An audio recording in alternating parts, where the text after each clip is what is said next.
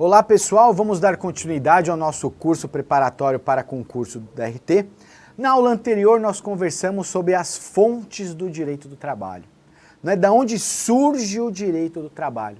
Vimos lá fontes formais, vimos as fontes materiais, vimos as fontes formais, vimos as fontes supletivas e nessa aula nós vamos estudar outro tema também muito importante que vem a ser os princípios específicos do direito do trabalho.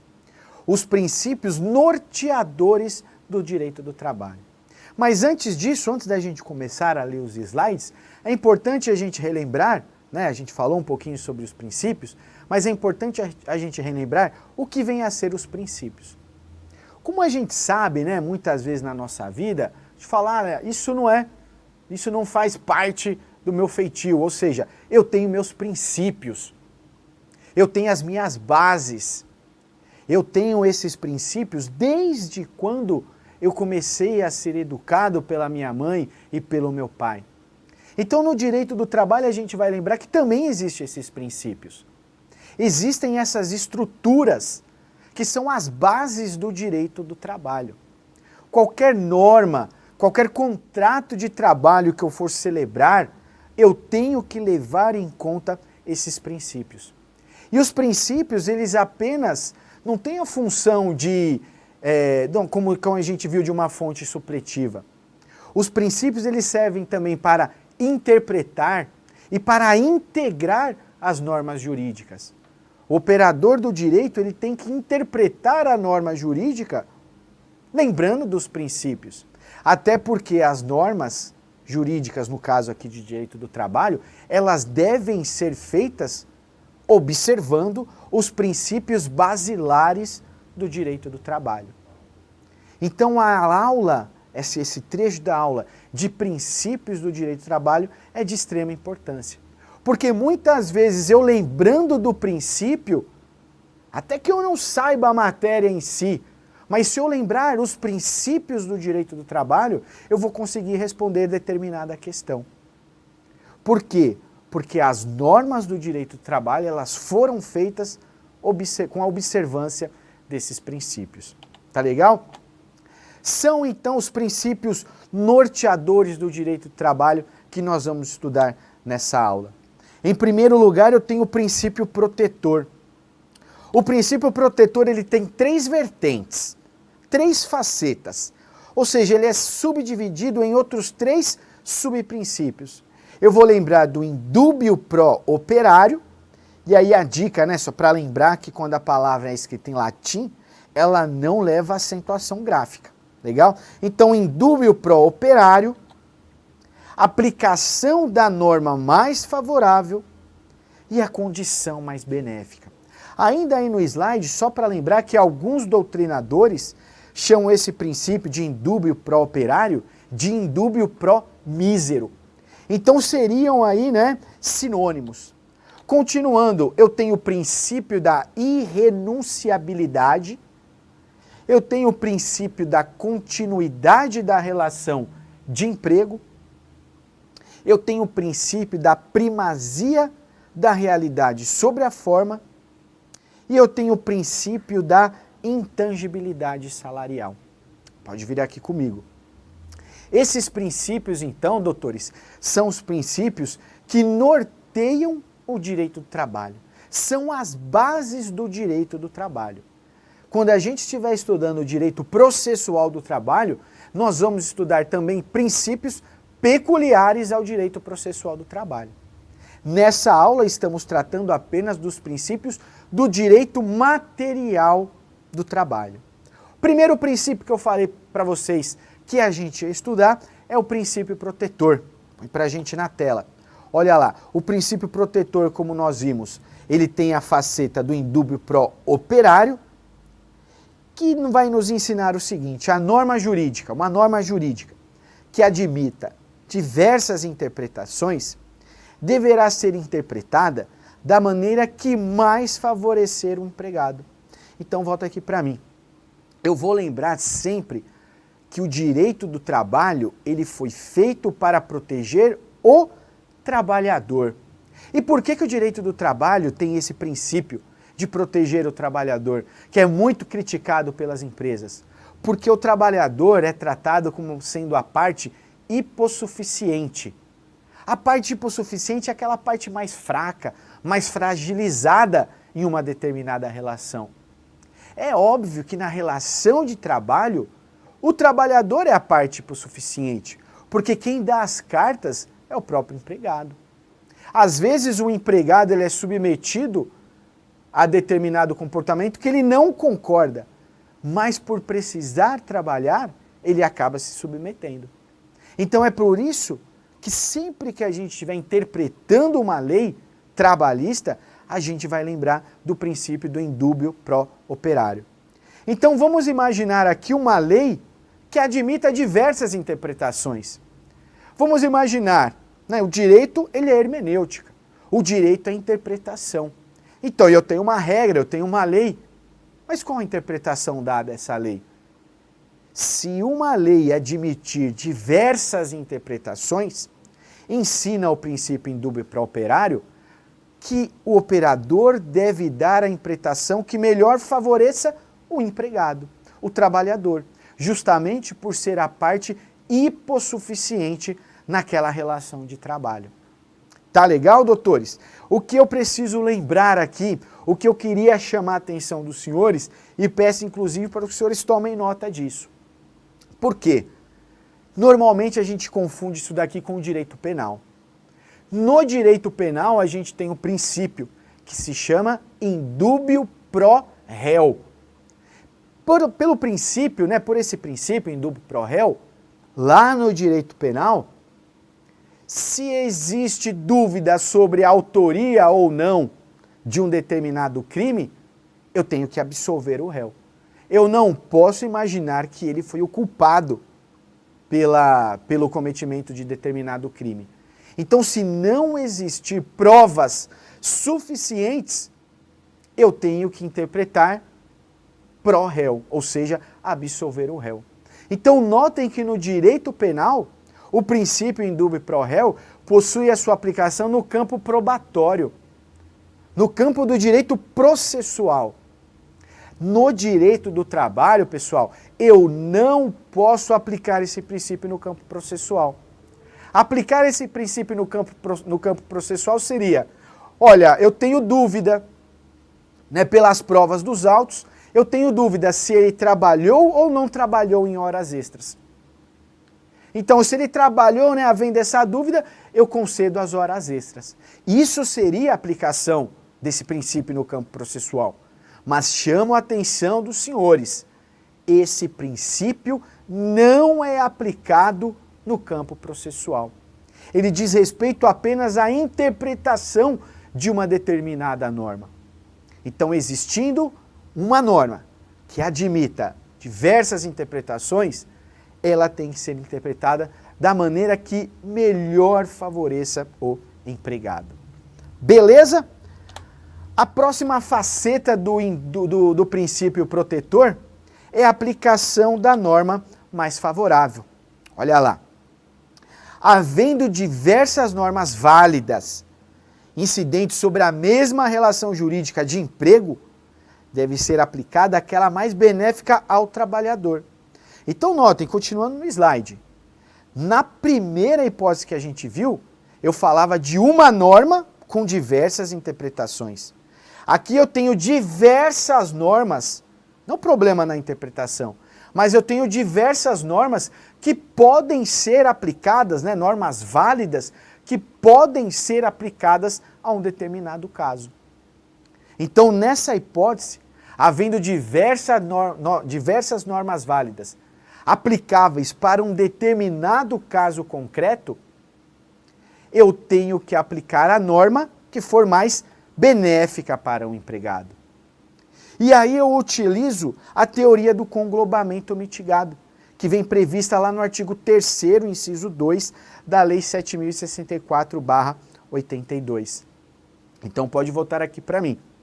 Então o princípio protetor, ele vai proteger o empregado se houver uma norma com diversas interpretações, aquela interpretação mais razoável ao empregado.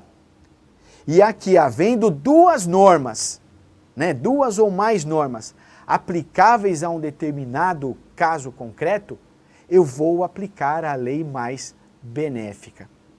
Aqui, doutores, é importante a gente lembrar também o cancelamento da súmula 207 do TST. Dizia a súmula 207 do TST que a norma aplicável nessa hipótese aqui seria a norma do local da execução do contrato. Até porque nós vamos estudar lá no direito processual do trabalho que o reclamante, o empregado, se ele quiser ingressar, ajuizar uma ação contra o seu empregador, ele tem que realizar essa reclamação, a distribuição, no local da última prestação de trabalho. E aí que vem a súmula 207, falava o quê? Olha só, existindo então aqui divergência em qual lei eu aplico, em qual local ele tem que distribuir a sua ação, a súmula 207 ela falava que teria que ser no local da execução do contrato. Essa súmula foi cancelada. Então a lei aplicável ao caso concreto não é a lei do local onde o contrato foi executado, não necessariamente. A lei aplicável ao caso concreto será a lei mais benéfica. E aí fica fácil para a gente decorar, para a gente memorizar para ir para a prova do concurso. O direito do trabalho ele vai proteger quem? O empregado, o trabalhador. Assim como o direito do consumidor protege o consumidor, o direito do trabalho protege o trabalhador. Então, qual é a lei que vai ser aplicada? No local da execução do serviço? Não necessariamente. A súmula foi cancelada e agora eu entendo que vai ser aplicada a lei que for mais benéfica, independentemente de ser do local da prestação do serviço ou não. Legal? É o que ensina aí a aplicação da norma mais favorável. A terceira vertente do princípio protetor é a condição mais benéfica. Olha lá. As vantagens adquiridas não poderão ser retiradas, tampouco modificadas para pior. Os fundamentos que eu coloquei aqui para os senhores, né? O artigo 468 da CLT, que fala das alterações. Então essas alterações, elas não podem causar prejuízos diretos ou indiretos para o empregado. Então vejam bem, né? Daqui a pouquinho a gente vai estudar uma súmula. Então vejam bem, aquelas vantagens adquiridas pelo empregado, elas não podem ser retiradas. Agora, tomem cuidado, e é isso que pode ser que caia na prova dos senhores, com relação à súmula 277 do TST, que fala da ultratividade da norma coletiva. Então vamos imaginar o seguinte, que eu tenho uma convenção coletiva, conferindo determinadas vantagens a determinados empregados, né, pertencentes àquela categoria. Essa convenção coletiva, nós vamos estudar lá no direito coletivo do trabalho, ela possui um prazo máximo de vigência de 2 anos. Mas vamos imaginar então, eu tenho lá a convenção coletiva, que me dá determinado direito, mas acabou a vigência dessa convenção coletiva. Será que eu perdi o direito? E a resposta é negativa. A nova súmula 277, o novo entendimento, da súmula 277 do TST, traz o princípio da ultratividade da norma. Então, se não tiver uma outra convenção coletiva tratando daquela relação, daqueles determinados empregados, aquela convenção coletiva, ainda que tenha terminado o prazo de sua vigência, ela vai sim fazer lei entre as partes. Ela tem a sua vigência, então, postergada, vamos assim dizer. Até que sobrevenha uma nova convenção coletiva, e essa nova convenção coletiva pode, inclusive, retirar esse direito, ou pode mitigar esse direito.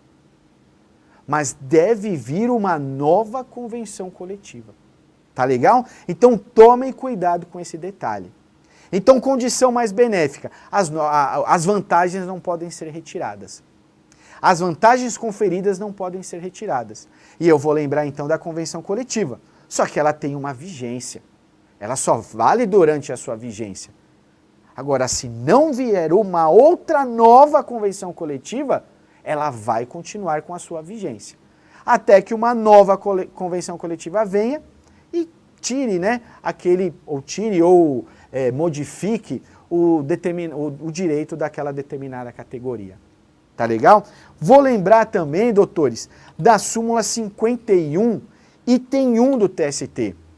Só que notem, pode colocar para a gente na tela, notem que essa súmula fala não de convenção coletiva, mas ela fala de regulamento de empresa, né?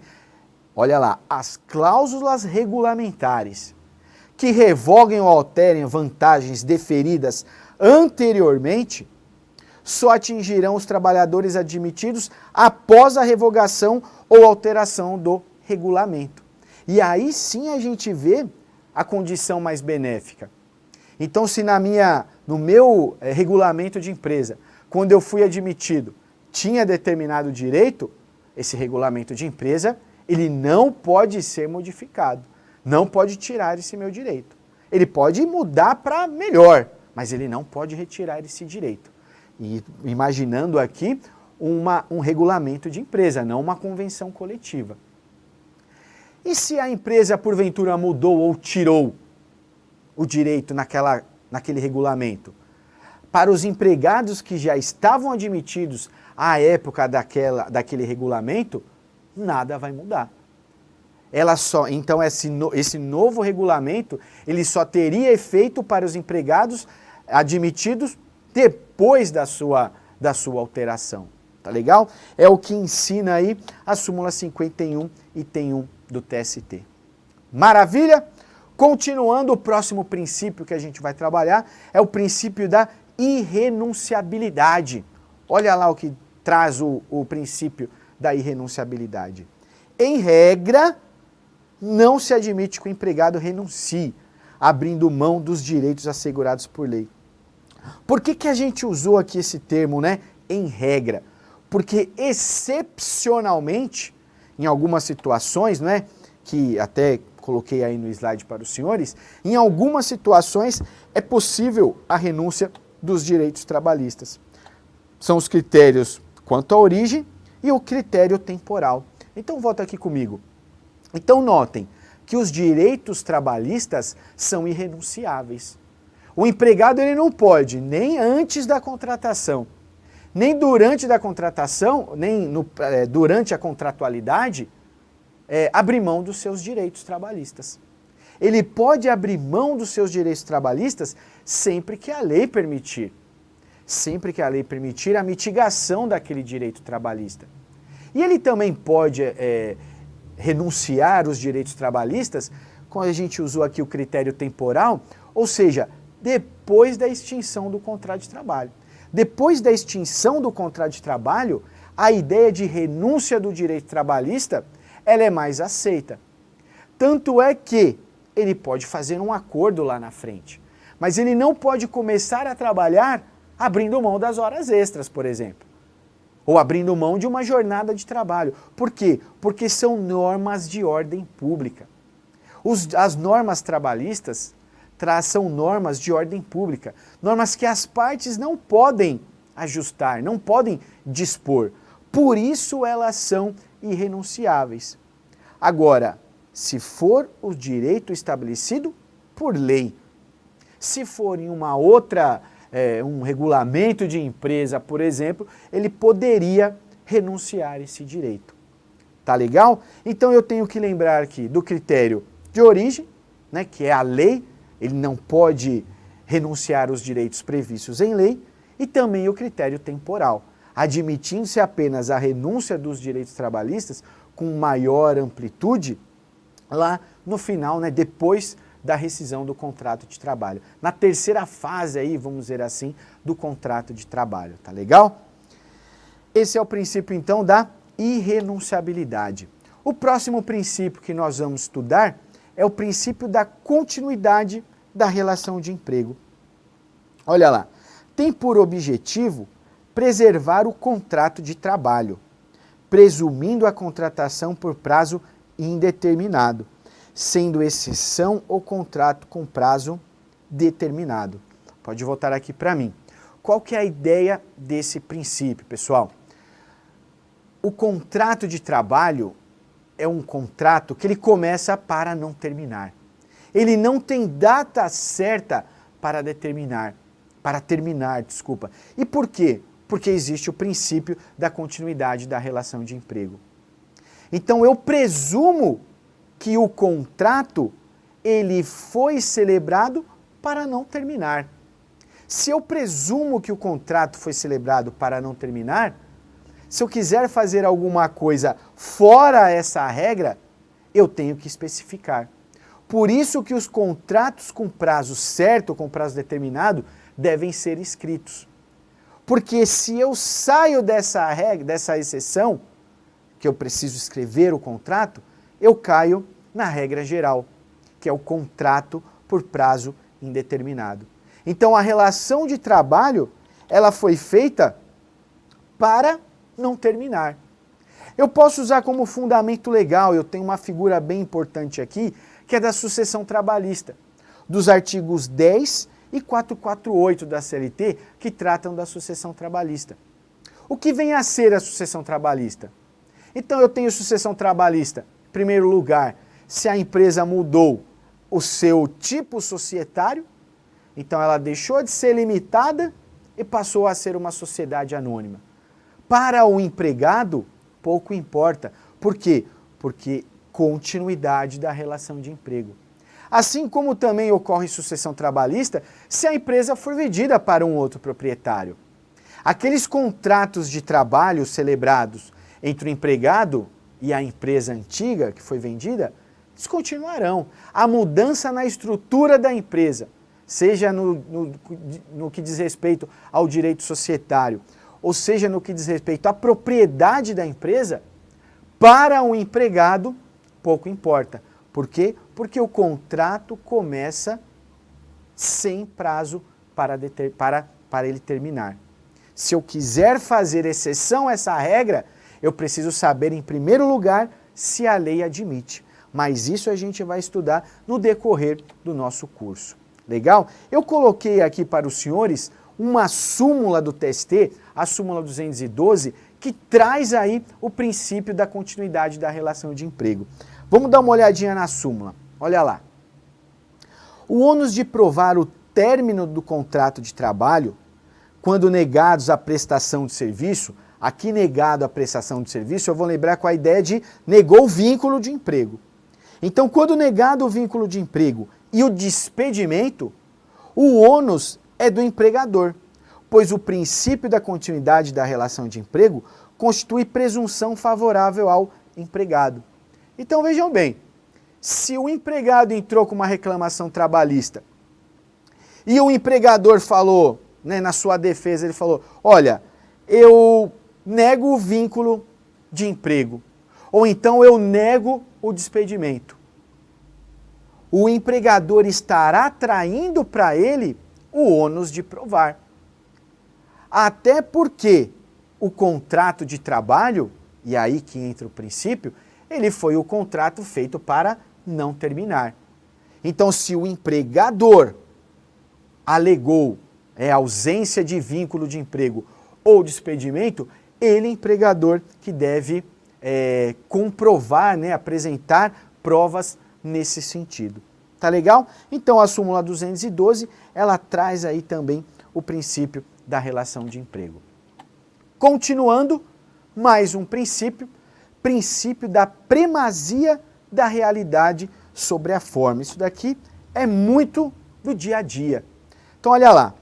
Deve prevalecer a realidade dos fatos e não eventual forma construída em desacordo com a verdade. Então, volta aqui para mim. Primazia da realidade. O contrato de trabalho, pessoal, ele é um tipo de contrato, a gente usa isso daí na doutrina, do tipo contrato realidade. Não importa o que está no papel, o que importa é o que de fato a pessoa exerce. Então vamos imaginar, né, já aconteceu comigo, já aconteceu com um monte de gente. Eu fui contratado para ser estagiário. A gente sabe que tem uma lei específica. a lei do estagiário, né? Lei 11.788. Fui contratado para ser estagiário. Ou seja, eu deveria aprender a prática do dia a dia, no caso, estagiário de direito, eu tinha que aprender a advogar, pegar as manhas, os macetes da prática do advogado. Só que quando chega lá no meu trabalho, no escritório que me foi contratado, ele me coloca para fazer outra coisa. Me coloca, por exemplo, para fazer um trabalho de auxiliar de escritório. Ou um trabalho de office boy, vamos imaginar assim. Olha, mas você assinou um contrato de estágio, está aqui. Se você entrar com uma reclamação trabalhista, eu vou mostrar esse contrato de estágio. E é ele que vale. No direito do trabalho, desculpa, não é essa a regra. Isso daí eu poderia aplicar lá no direito comum, no direito civil.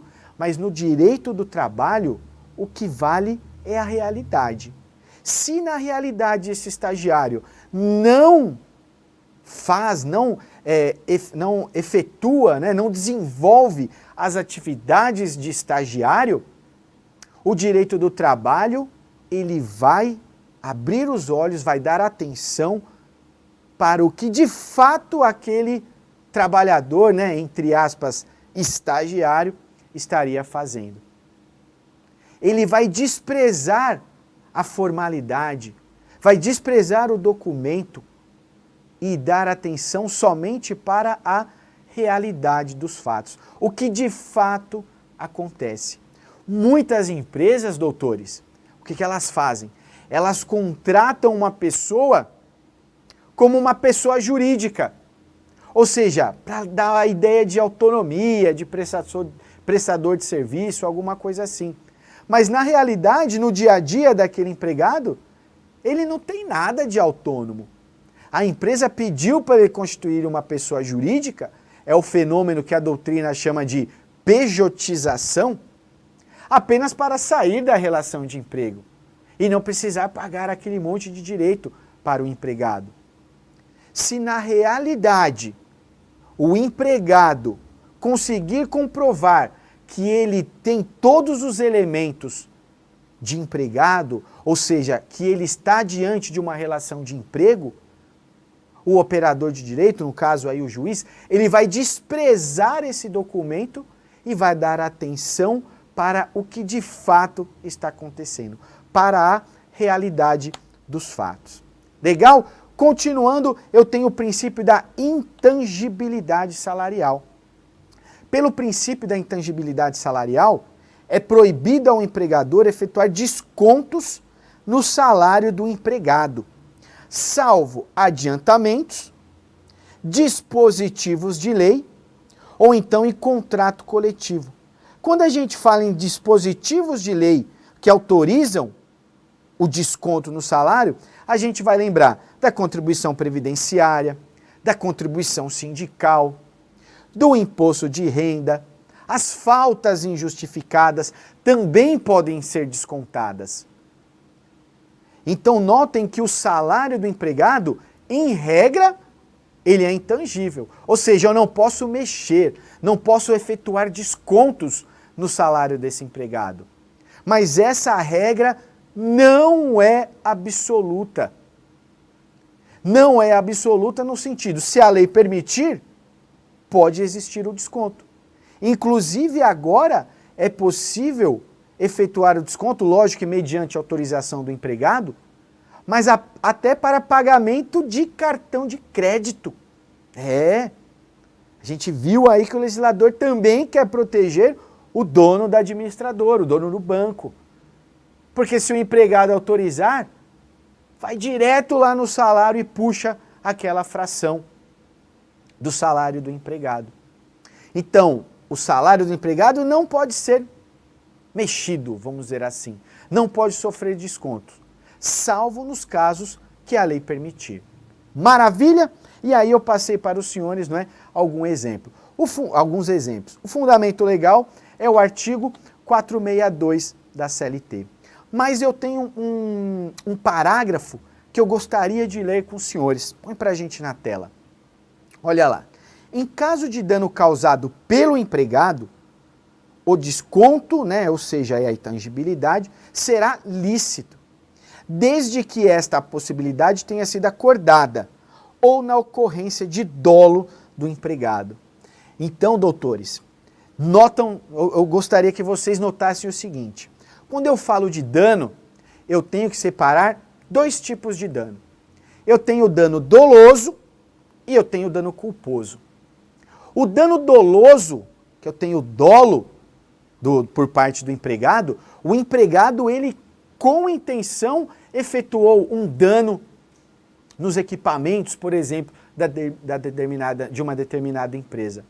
Se esse dano foi causado, pode vir aqui comigo, com dano doloso por parte do empregado, o empregador ele pode descontar independentemente de previsão contratual, se o dano for doloso. Agora, se o dano for culposo, ou seja, causou dano por imprudência, imperícia ou negligência, dano culposo, o empregador só poderá descontar se isso estiver estipulado no contrato, se tiver anuência do próprio empregado. Tá legal? Então, com relação a desconto, com relação a dano, tomem cuidado e façam a diferenciação aí do dano doloso e do dano culposo. Legal, doutores? Para finalizar a aula, vamos colocar uma questão, vamos resolver uma questão sobre o tema abordado. Põe pra gente, olha lá. Acerca dos princípios que informam o direito do trabalho, pode-se afirmar que a irredutibilidade do salário é um princípio absoluto. Doutores, volta aqui para mim. Essa opção está errada. Por que essa opção está incorreta? Porque a Constituição Federal fala que eu posso reduzir o salário dos empregados mediante convenção coletiva, mediante a negociação coletiva. Então, a irredutibilidade do salário é uma regra que admite exceções. Então, em regra, eu não posso reduzir o salário do empregado. Em algumas hipóteses, eu posso, ou seja, se tiver uma negociação coletiva, uma convenção coletiva, ou seja, a classe decidindo que é melhor para aquela determinada classe reduzir o salário e evitar, por exemplo, outras demissões, nesse caso eu posso reduzir o salário. Então, o salário, ou melhor, o princípio da irredutibilidade salarial, ele não é absoluto, ele é mitigado. Ou seja, pode ser reduzido por negociação coletiva. Legal? Vamos dar uma olhadinha na opção B. Põe pra gente. É lícita a redução dos salários dos empregados da empresa, desde que disposta em convenção ou acordo coletivo. É o que a gente acabou de falar. Então, em tese, a opção B está correta. Mas, pelo amor aos debates, vamos analisar as demais alternativas. Então, vamos lá. O empregador pode livremente, em qualquer hipótese, reduzir o salário do empregado. Aqui não, né, doutores? Então, até é legal a gente ver esse tipo de enunciado, porque em qualquer hipótese é muito difícil. Porque normalmente o direito sempre tem, né, no direito, sempre tem alguma exceção. Então, até em outras questões, outros enunciados, sempre que eu me deparar com esse tipo de expressão, nenhuma, nunca, sempre, é importante eu abrir o olho e prestar bastante atenção, porque é provável que esteja errado. Porque no direito, normalmente, existe alguma exceção. Legal? Continuando, então, opção C de caso já descartei. Opção D de dado. O empregador pode reduzir o salário do empregado se firmar por escrito sua concordância. Volta aqui para mim. Qual que é a ideia aqui? Se firmar por escrito, ou seja, contrato individual, um acordo individual.